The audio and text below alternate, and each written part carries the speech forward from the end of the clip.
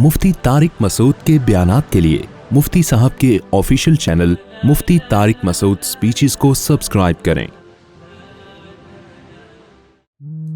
सूरह मुल्क की आयत चल रही हैं। अल्लाह ताला ने इरशाद फरमाया कि क्या ये परिंदों की तरफ नहीं देखते कैसे सफ़ों को अपने परों को फैलाते हैं और कैसे अपने परों को बंद कर लेते हैं। इस पर मैंने काफ़ी तफसील में बयान किया था कि भाई ये खुद बखुद नहीं हो सकता। ऐसी आज तक कोई बेजान मशीन खुद से वजूद में नहीं आई, जानदार मशीनें कैसे आ सकती हैं।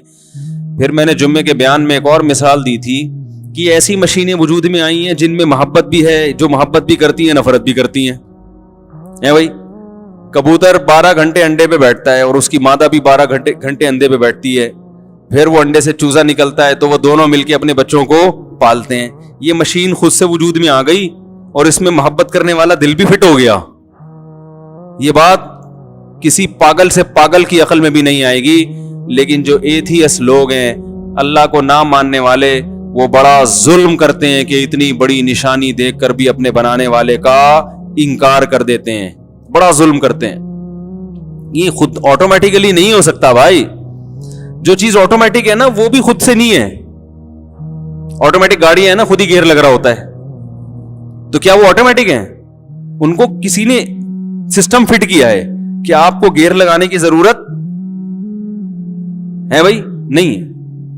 इतनी स्पीड होगी तो खुद ब खुद लगेगा। तो इसका मतलब ये तो खुद से है ही नहीं। मैनुअल शायद डंडा खुद से आके फिट हो गया हो गियर का उसमें, लेकिन ऑटोमेटिक गाड़ी का सिस्टम और पेचीदा होता है। ये तो बिल्कुल खुद से नहीं बना। इंसान जो है ना, हमारी बॉडी, ये मैनुअल नहीं है, ऑटोमेटिक है। तो ये तो खुद से बन ही नहीं सकती। आप कहेंगे भाई ऑटोमेटिक कैसे है, मैनुअल क्यों नहीं है? मैनुअल में सब काम खुद करने पड़ते हैं ना यार। फिर वो बस समझ मसला खराब होना शुरू हो जाता है। देखो, मैं एक आपको बड़ी दिलचस्प बात बताता हूं। मैं एथियस की वाट लगाता रहता हूं, लगाता रहूंगा। पहले आमिलों के खिलाफ आया था, आजकल थोड़ा हाथ हल्का रखा हुआ है आमिलों पे, क्योंकि अब लोग खुद अवेयरनेस पैदा हो गई है अल्हम्दुलिल्लाह लोगों। अब लोग खुद ही उनको समझाते रहते हैं बस कुछ भी नहीं होगा।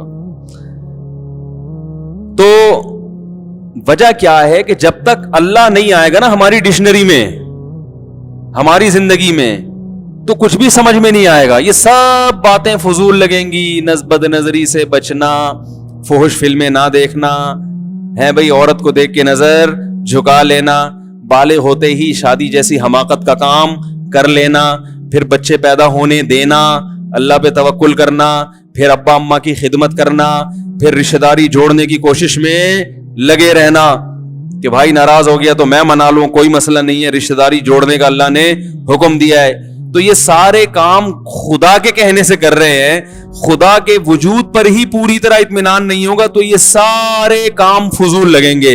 यही वजह है कि लिबरल लोगों को मौलवियों से ज्यादा फजूल दुनिया में कोई नहीं लगता। हाय हाय हाय, कैसे समझाएं भाई? जो लिबरल लोग हैं ना, ज्यादा पढ़े लिखे, उन्होंने हर चीज पढ़ी हुई होती है, फिजिक्स पढ़ी, केमिस्ट्री पढ़ी, मईशत पढ़ी, पता नहीं क्या क्या पढ़ लिया, अल्लाह को पढ़ा ही नहीं उन्होंने। तो उनको फिजिशियन भी समझ में आ रहा था, जो मेडिकल डॉक्टर होता है ना, जो डॉक्टर होता है मेडिकल, वो डॉक्टर भी समझ में आ रहा होता है उनको, एक साइंटिस्ट भी समझ में आ रहा होता है उनको, मौलवी समझ में आ ही नहीं रहा होता। कह नहीं पता नहीं किस किस्म की बातें करते हैं, कब्र की और आसमान के ऊपर की और जन्नत दोज़ख मरेंगे। अबे भाई तू जिंदा है, पहले इसका तो हल करो मसाइल। और उनको भी समझ में नहीं आ रहा होता और आम मुसलमानों को भी समझ में नहीं आ रहा होता, इसी वजह से कि वो उसी से मुतासिर है। सारा दिन यूनिवर्सिटियों में इसी किस्म के लोगों से वास्ता पड़ता है आपका। अल्लाह रसूल की बात खत्म। सारा दिन पढ़ाते रहेंगे, दुनिया पढ़ाते रहेंगे। ठीक है, दुनिया को किसने मना किया पढ़ने से? जिसने दुनिया बनाई है उसको भी तो पढ़ो ना। उसको किस तरह से पढ़ते हैं, कुरान का क्या हाल किया हुआ है। उसको बस वो मुर्दों के इसाले सवाब के लिए पढ़ा जा रहा है। ये नाजिल हुआ था जिंदों के लिए है। देखो जो मर गए ना उनके बारे में कुरान कह रहा है तिल का उम्मतुन कद खलत। अभी मैं इंसान का बताऊंगा, मैनुअल है ये ऑटोमेटिक, ये मैंने मिसाल दी ना, भूल ना जाऊं। जो मर गए ना, मर गए, उनके बारे में कुरान कहता है तिल का उम्मतुन कद खलत, ये कौम है जो गुजर गई, छोड़ दो।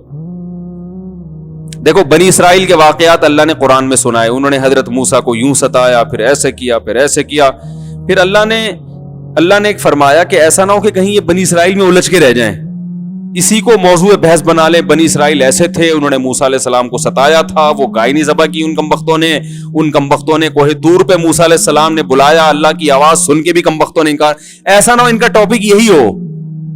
اس لیے اللہ نے فرمایا تلک امۃ قد خلت, ایک قوم تھی جو گزر گئی. ہم ان کے واقعات اس لیے نہیں سنا رہے ایک ہسٹری بیان کرنے کے لیے کہ تمہاری نالج میں اضافہ ہو. گزر گئی وہ قوم. لہا ما کسبت, جو کمانا تھا انہوں نے کما لیا. وَلَكُمْ مَا كَسَبْتُمْ, تم زندہ ہو. ہم تم سے خطاب کر رہے ہیں, تمہارے لیے یہ واقعات بیان کر رہے ہیں کہ تم جو کرو گے اس کا بدلہ تمہیں ملے گا. تو اس قوم سے عبرت حاصل کر کے اپنی لائف کو درست کرو. پتا چلا کہ قرآن مردوں کے لیے نہیں ہے, قرآن زندوں کے لیے. ایسا ہی ہے نا, تو زندہ آدمی کم بخت اس کو پڑھ ہی نہیں رہا, پڑھتا ہے تو وہ اختلافی مسائل میں یہ والی آیت سے فرقواریت ثابت ہو رہی ہے, یہ والی آیت سے یہ جو اپنے مطلب کی آیتیں نا جن سے مطلب ان کا نکلتا بھی نہیں ہے, کھینچ تان کے ادھر لے کے جا رہے ہیں ان آیت. میں نے جمعے میں پورا بیان کیا نا کہ وہ قرآن کہتا ہے کہ انہوں نے مختلف فرقے بنا لیے ہیں, تو وہ میں نے آیت کو ڈیفائن کیا. وہ فرقوں کا یہ مطلب نہیں ہے جو یہ لوگ بیان کرتے ہیں, اس سے مراد ہے جو آپس میں لڑتے ہیں لسانیت کی بیس پہ, قومیت کی بیس پہ. تو پڑھتے ہی نہیں ہے قرآن کو اس نیت سے کہ ہمارا ایمان تازہ ہو, اس نیت سے پڑھتے ہی نہیں ہے. قرآن کو بالکل نیوٹرل ہو کے پڑھنا چاہیے, بالکل نیوٹرل ہو کے, پھر پتا چلتا ہے کہ قرآن کیا کہہ رہا ہے. بعض لوگ کیا ہیں کہ ان پر ایک چیز مسلط ہو گئی تو وہ جب قرآن کا درس دیتے ہیں نا تو وہ گھما پھرا کے ہر چیز کو وہیں لا رہے ہوتے ہیں. وہ اپنے نظریات یعنی گویا قرآن پہ تھوپ رہے ہوتے ہیں, پھر وہیں سے اخذ کر کے آپ پہ فٹ کر رہے ہوتے ہیں. تفسیر ابن کثیر ہے, بڑی زبردست تفسیر, وہ پڑھا کریں. جس کا قرآن سمجھنے کا ارادہ ہو تو کیا پڑھیں, اردو ترجمہ بھی ملتا ہے, بڑی خاندانی تفسیر ہے. اردو میں بیان القرآن ہے مولانا اشرف علی تھانوی کی, لیکن اس کی اردو اتنی گاڑی ہے کہ وہ علماء کی سمجھ میں آتی ہے, عام آدمی کی سمجھ میں نہیں آئے گی. اور ابھی حضرت مفتی تقی عثمانی صاحب کی آسان تفسیر آئی ہے, وہ بھی بہت سادہ اور بہت انگلش میں بھی ہے اردو میں بھی ہے, وہ بہت صاف ستھری ٹو دا پوائنٹ بات ہوتی ہے. ورنہ تفاسیر بھی بڑی عجیب عجیب لکھی گئی ہیں الٹی سیدھی, اور اس میں جو لکھنے والا ہے وہ اپنے جو نظریات ہیں نا اس کو فروغ دینے کے لیے وہ ہر آیت کو اسی حساب سے گھسیٹ رہا ہوتا ہے. تو خیر میں عرض کر رہا تھا کہ اللہ تعالیٰ نے انسان, ہمارا جو سسٹم ہے نا آٹومیٹک ہے, مینول نہیں ہے. جیسے گاڑی ایک مینول ہوتی ہے اور ایک آٹومیٹک میں خود بخود گیئر لگ رہے ہوتے ہیں اسپیڈ کے حساب سے. جیسے آپ کی اسپیڈ 40 سے بڑھے گی, چوتھا پانچواں گیئر خود بخود لگ جائے گا. تو یہ زیادہ پیچیدہ ہے نا. ارے ایک ہے وہ ڈنڈے سے آپ گیئر کو آگے گھماؤ, پہلا گیئر, پھر آپ نے کڑک کر کے پیچھے کھینچا دوسرا, تیسرا, اس میں کبھی غلطی بھی ہوتی ہے انسان سے. پتا چلا جی میں تو مینول گاڑی بہت چلائی ہے نا میں نے, تو میں تو بعض دفعہ چوتھے اور پانچویں میں زیادہ فرق نہیں پتا چلتا انسان کو, تو بعض دفعہ احتیاطاً دوبارہ سے پانچواں لگا رہا ہوتا ہے آدمی, کہ ایسا تو نہیں ہے تیسرا ہو اور ہم اس کو پانچواں سمجھ رہے ہوں. ہوتا ہے نا بھائی, ایسا نہ ہو کہ یہ تیسرا ہو ہم اس کو کیا سمجھ رہے ہوں, گاڑی کی واٹ لگ جائے, تیسرے گیئر پہ ہم بھگا رہے ہیں گاڑی اتنی. بعض دفعہ پہلے اور تیسرے میں شبہ ہو جاتا ہے, اسپیڈ کم ہے آپ سمجھ رہے ہیں پہلا ہے حالانکہ وہ تیسرا ہوتا ہے, تو پھر انسان دوبارہ پہلا ہی لگا دیتا ہے. میرے ساتھ ایسا کہتے وہ پہلے میں لگا ہوا ہے, ہم نے دوبارہ پہلا, تو ہمارے ساتھ بیٹھے جو بندہ بیٹھا ہوتا ہے میرا ہاتھ پکڑ لیتا ہے, مجھ سے صاحب 3 دفعہ پہلا گیئر لگا چکے ہو آپ, صحیح ہے نا, 3 دفعہ پہلا گیئر, یہ گیئر ٹوٹ جائے گا. میں نے جب سب سے پہلے گاڑی خریدی نا FX تھی وہ, یہ بات ہوگی 2008 یا 9 کی, FX خریدی تھی. میری بائک چوری ہوئی, میں نے کہا میں بائک کے بجائے ڈائریکٹ گاڑی پہ آؤں گا, ہمت مرداں مدد خدا. ہم نے کہا ایسی کی تیسی گاڑی لیں گے, تو 40,000 کی FX خریدی قسطوں پہ. سوچو اس کا حال کیا ہوگا.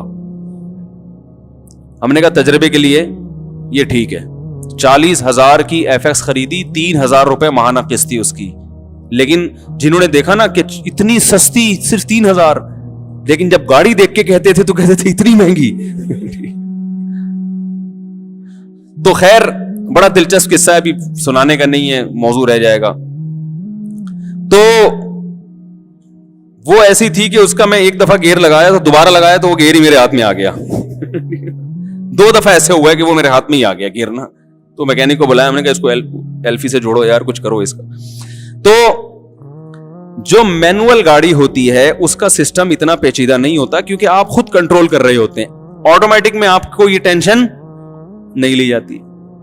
آٹومیٹک دیر سے ایجاد ہوئی ہے, اس میں محنت زیادہ ہے, اس کا سسٹم زیادہ پیچیدہ ہے, وہ خود سے وجود میں نہیں آ سکتی کہ گاڑی کو خود پتا ہو کہ اتنی سپیڈ ہونی ہے تو میں نے خود ہی یوں کر کے گراری پہ گراری چڑھا دینی ہے. ایسا بہت مشکل ہوتا ہے. تبھی گاڑیاں ایجاد ہوئے ہوئے کتنے 100 سال سے زیادہ ہو گئے, آٹومیٹک سسٹم اب آیا ہے چند سال پہلے. ہم پرانی گاڑیاں دیکھتے ہیں تو اس میں نہیں ملتی آپ کو, پرانے ماڈل نہیں ملیں گے آپ کو. کتنی محنت کے بعد اب جا کے اتنی ترقی ہوئی ہے کہ یار. تو یہ جو ہماری باڈی ہے نا, یہ بھی آٹومیٹک ہے. پتا ہے آپ کو, ہمارے ایک دوست ہیں, ان کو شوگر ہے. شوگر جب ہوئی تو وہ ڈاکٹر کے پاس گئے کہ مجھے شوگر ہو گئی ہے. ڈاکٹر نے بھی کہا کہ ڈاکٹر نے تسلی دی, انہوں نے کہا کوئی اتنا بڑا مسئلہ نہیں ہے. انہوں نے شوگر کو ڈیفائن کیا. انہوں نے کہا دیکھو جیسے آٹومیٹک گاڑی میں اور مینوئل گاڑی میں فرق ہوتا ہے نا, ایسے ہی شوگر کے مریض میں اور وہ آدمی جس کو شوگر نہ ہو, یہ فرق دونوں میں. ہماری باڈی میں آٹومیٹک سسٹم لگا ہوا ہے جو شوگر کو خود بخود مینٹین کرتا ہے. آپ چینی زیادہ کھا لو گے تو وہ خود بخود کنٹرول کرے گی. وہ لبلبا ہمارا جو ہے نا وہ انسولین چھوڑتا ہے اور وہ خود بخود کنٹرول میں رکھتا ہے. لہذا چینی زیادہ بھی کھا لو گے تو نقصان نہیں ہوتا, کم کھاؤ گے تو بھی نقصان. وہ زیادہ کھائی بھی جو اسٹور ہوتی ہے جب کم کھاتے تو وہاں سے پوری ہو جاتی. اب آپ کی باڈی ہو گئی ہے مینوئل. اب آپ نے ٹیکے لگا لگا کے خود سے اس کو کیا کرنا ہے, جیسے گیئر لگاتے ہیں نا, پہلے گیئر, گاڑی کی اسپیڈ 100 کلومیٹر ہے اور گیئر پہلا لگا ہوا ہے, بیڑا گرک ہو جائے گا گاڑی کا. تو آپ کو خود 5ویں گیئر پہ گاڑی لانی پڑے گی.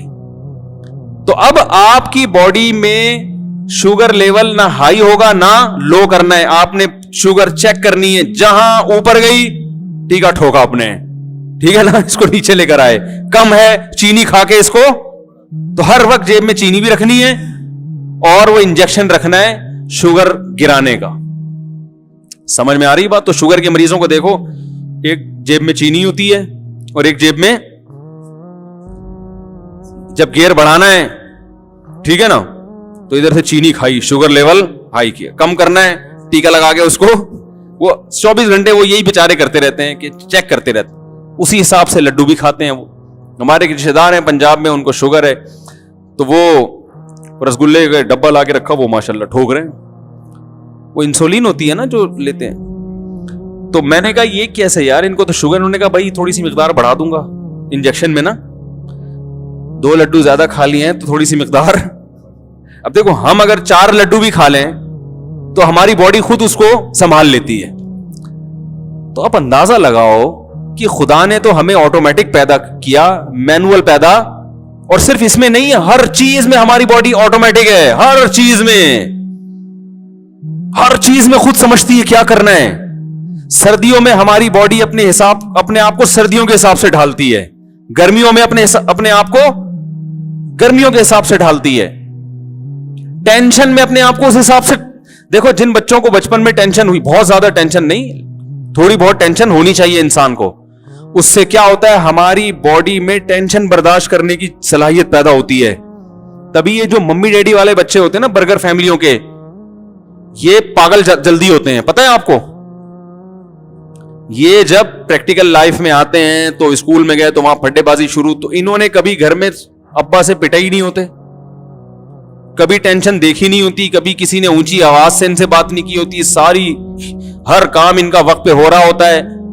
تو ذرا سی کہیں ٹینشن آئے یہ فوراً ڈپریشن کی طرف چلے جاتے ہیں, کیونکہ ان کی باڈی کو میں وہ صلاحیت ہی پیدا نہیں ہوئی غموں کو جھیلنے کی, ٹینشن کو.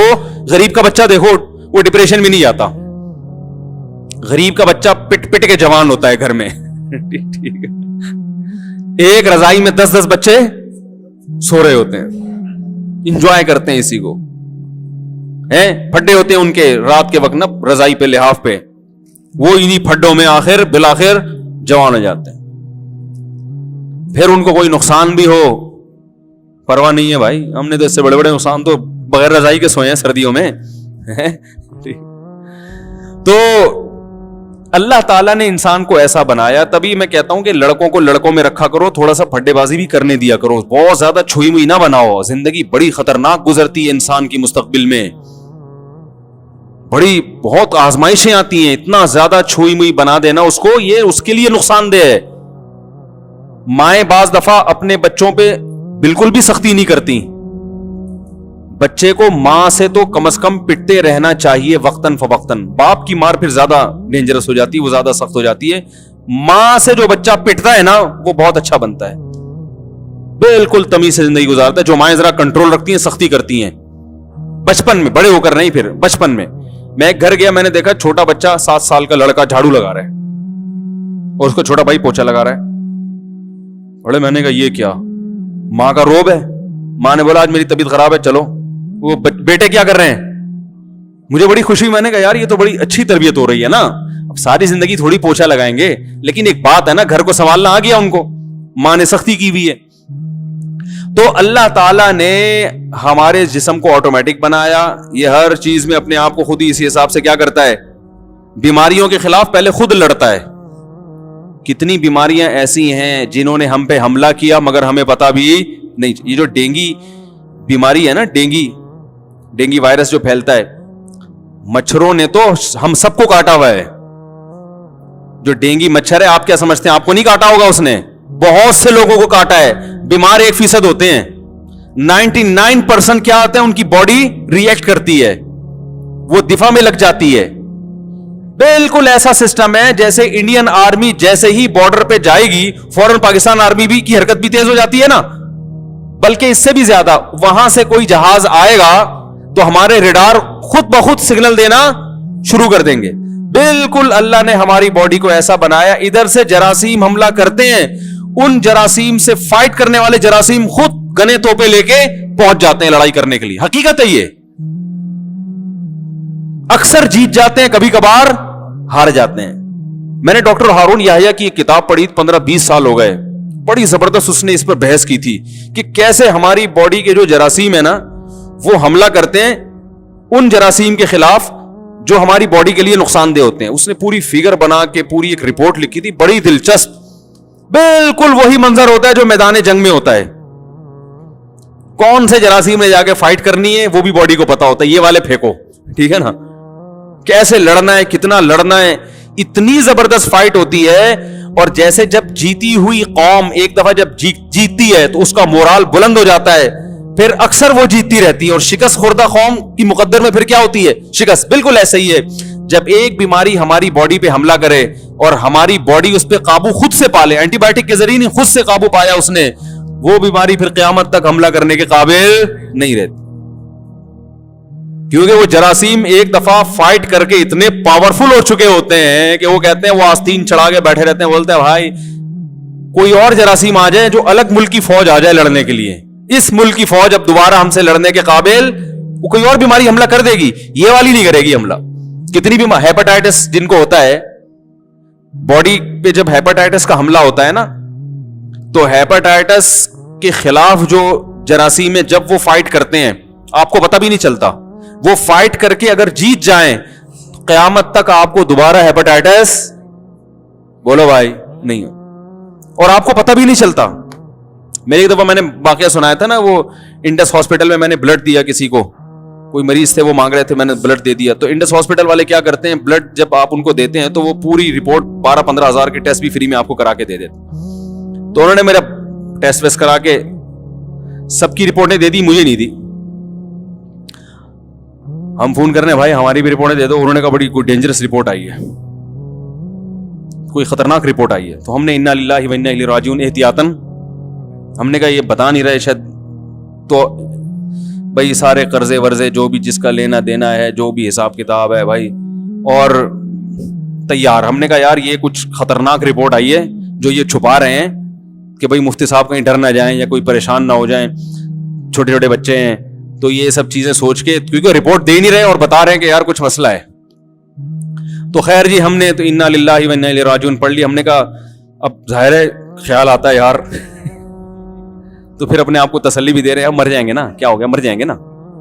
اچھا ہے پہلے پتہ چل گیا, توبہ استغفار اور جو ہے نا ایک آخری 4 شادیوں پہ زبردست بیان کر کے مر جاؤں گا, کوئی مسئلہ نہیں. ابھی تو ڈر ہوتا ہے, عورتیں پریشان ہوتی ہیں, لوگ ملامتیں کرتے ہیں, تو مر جائیں گے تو جو مرضی کرتے رہو بھائی تم.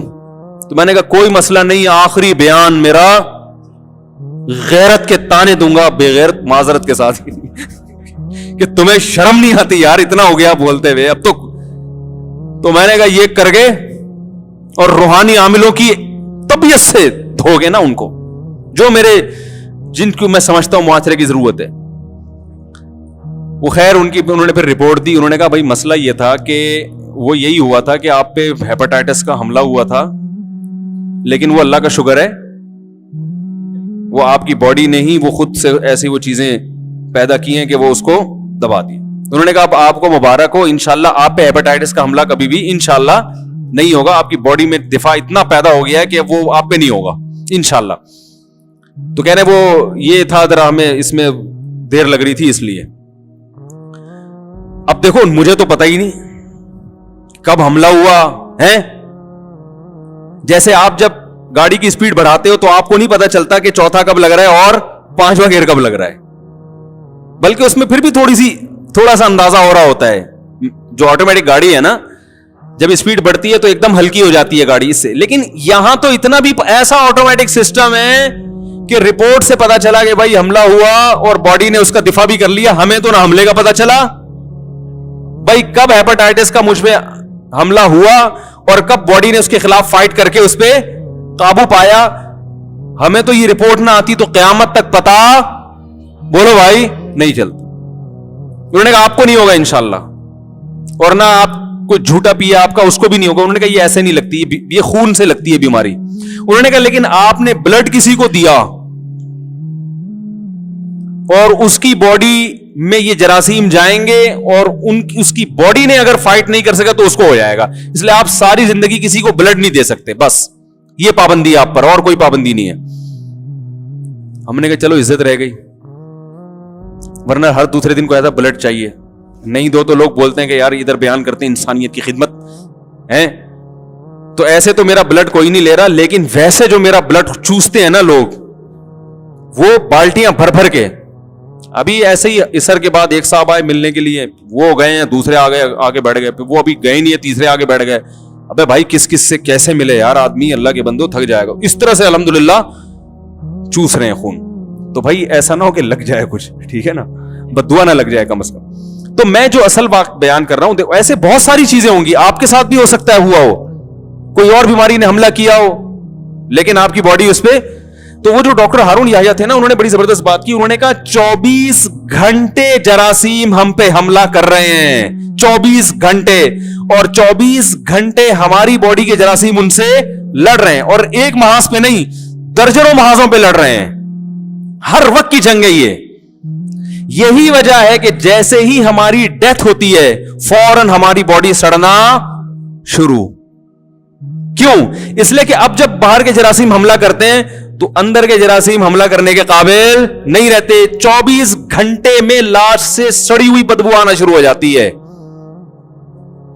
تو وہ جو لاش خراب ہوتی ہے نا, جو جرمز حملہ کرتے ہیں, وہ اب بھی کر رہے ہیں, لیکن ابھی ہم خراب بولو نہیں ہو رہے.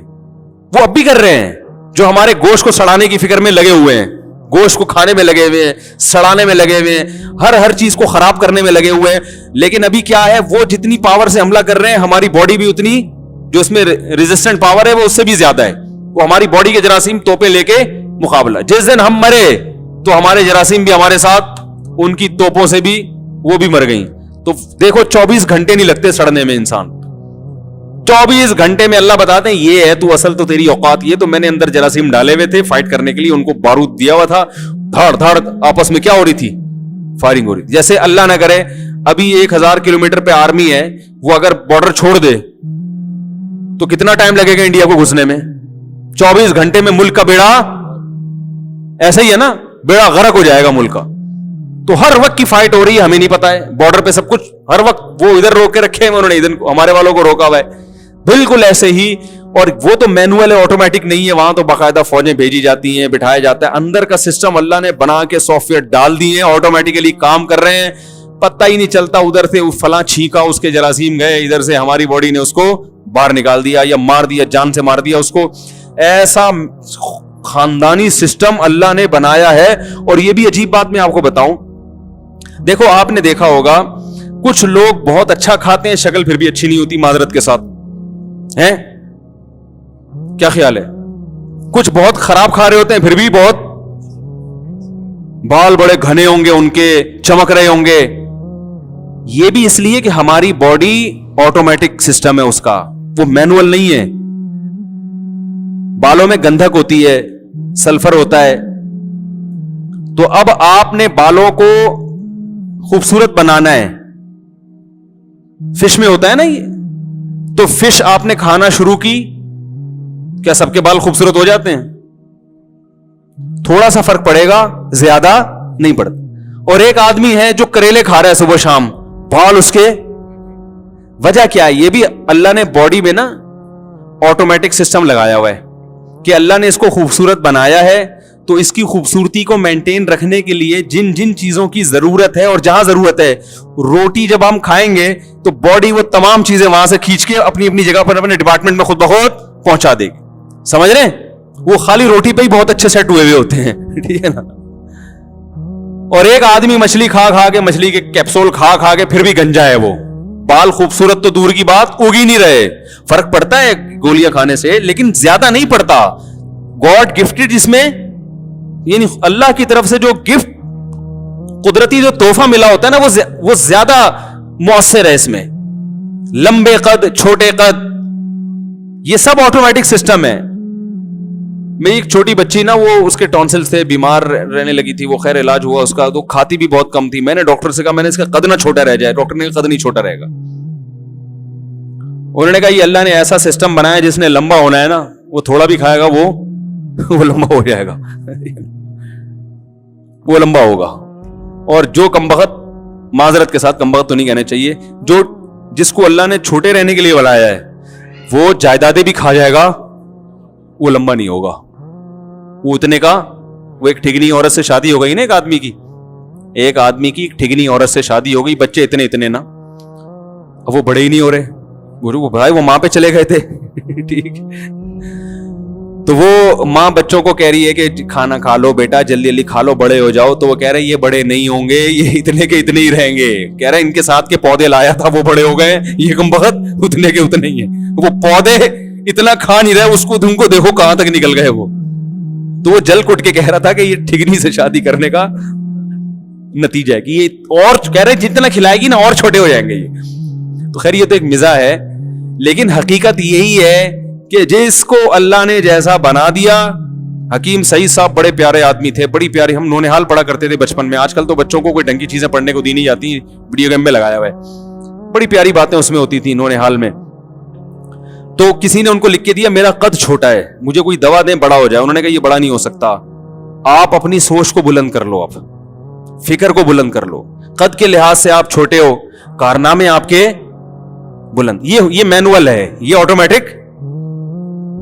تو کام ایسے کرو کہ چھوٹے قد کے باوجود لوگ آپ کی عزت کریں. بولے چھوٹا قد ہے, کام اس کے بڑے بڑے. عبداللہ ابن مسعود رضی اللہ تعالیٰ عنہ کا چھوٹا قد تھا, اور پنڈلیاں چھوٹی چھوٹی پتلی پتلی پنڈلیاں تھی. دبلے بھی بہت تھے, قد کے چھوٹے بھی بہت تھے. نبی صلی اللہ علیہ وسلم اپنے ازار کو نا آدھی پنڈلی تک رکھا کرتے تھے. عبداللہ بن مسعود تھوڑا نیچے رکھتے تھے, ٹخنوں سے اوپر, مگر پنڈلی چھپاتے تھے.